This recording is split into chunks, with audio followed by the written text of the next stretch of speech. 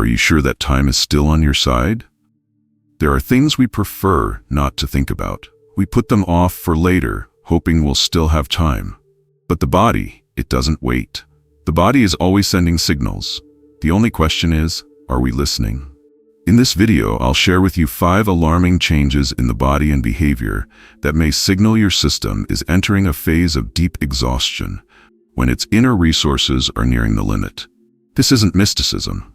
It's not meant to scare. These are real markers, noticed by doctors, researchers, and even long livers themselves just weeks or months before life changes forever. This video is not about fear.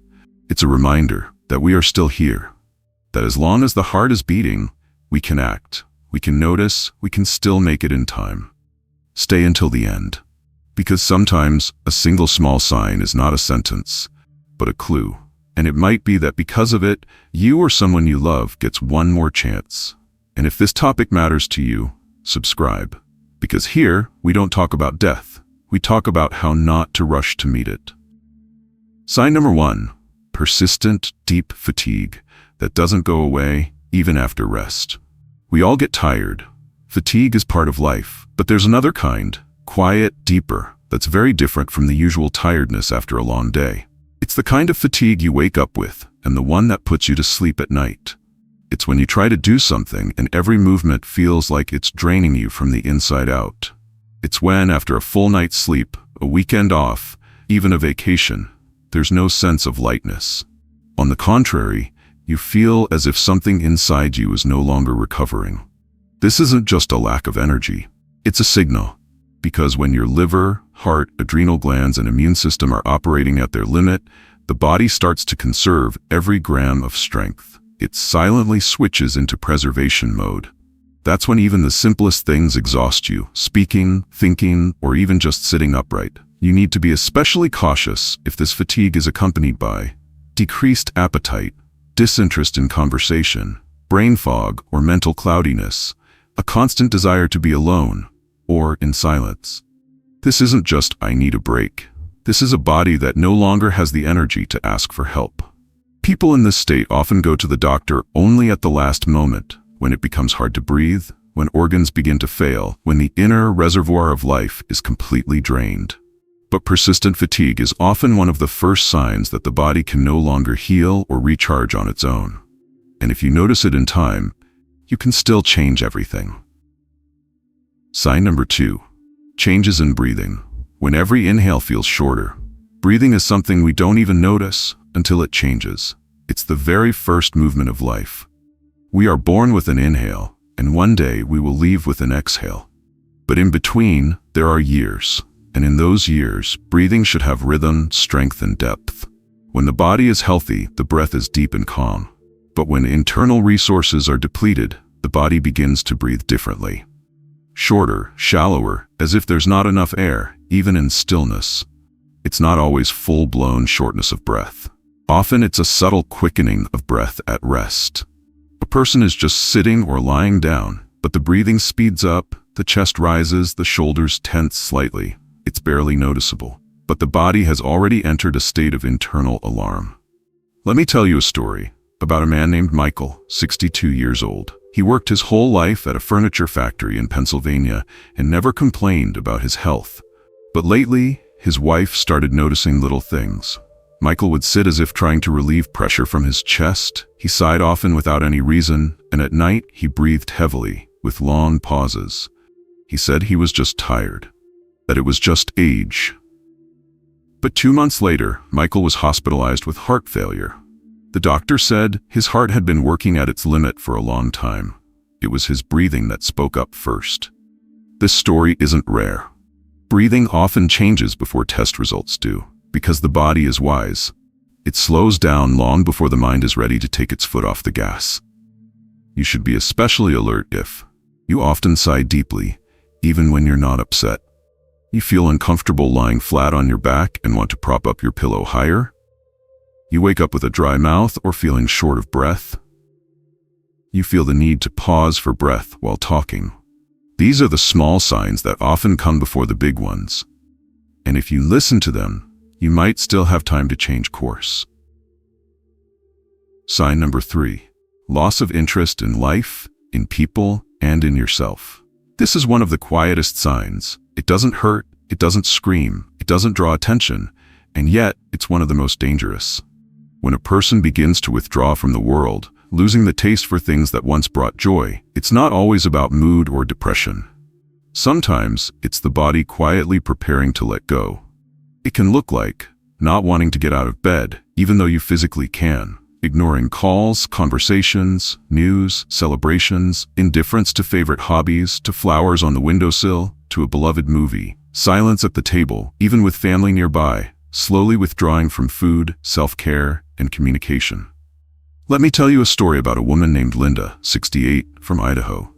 Her daughter, Sarah, noticed that her mother had stopped tending to the garden she used to love. Linda used to talk for hours about roses, always searching for new varieties. But now, she just sat in her chair staring out the window. She gave up her favorite green tea, stopped opening letters, and would occasionally say, "The earth knows when it's time to rest." No pain, no illness, just a silence that grew inside her. A month later, she was gone. Sarah couldn't believe it, because there had been no symptoms, no complaints. But as the doctor later said, the body often shuts down through the soul. The body follows the heart. This doesn't always mean that death is near, but when life loses its flavor, it can either be deep emotional exhaustion or a signal from the body that its inner resources are running out. How to recognize this in yourself or someone close to you. Nothing seems interesting anymore. No desire to read, watch, or talk. Time passes, but you don't remember how. Everything around you feels like it's in shades of gray. This is a state that requires more than just support. It needs deep, gentle attention, because sometimes the right warmth at the right moment can reignite life. And sometimes it's already something that can't be stopped. But to know is to still have time. Sign number 4, changes in skin, eyes, and voice. When the body seems to dim. A careful observer may notice signs of fading life not in lab results, but in someone's gaze. The eyes are the light of the soul, and when the body is deeply exhausted, when systems begin to slow down, it shows there first. The eyes become dim as if veiled by a thin film, slower to move, less focused, directed inward, as if the person is no longer looking at the world, but into themselves. Alongside the eyes, the skin begins to change. It loses its glow, takes on a grayish or yellowish tone. It becomes dry, thin, almost like paper. Wounds or scratches heal more slowly, as if the body no longer wants to spend energy on recovery.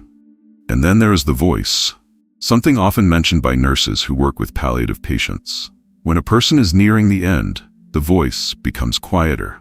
Even in people who were always strong and outspoken, sometimes begins to tremble, or sounds like it's coming without the body, as if only the soul is pushing it out. A true story. Thomas, 75 years old, from Texas, a veteran, strong-willed, loud by nature. His son shared, "Dad always spoke with a booming voice, but in the last week he was almost whispering, even when he tried to joke. And his eyes, they weren't sad, no. They just looked like they'd already seen something else." This is what doctors call systemic tissue fading. The body starts conserving energy, no longer using it for skin tone, facial expressions, or vocal strength, because it's preparing for something bigger, for transition.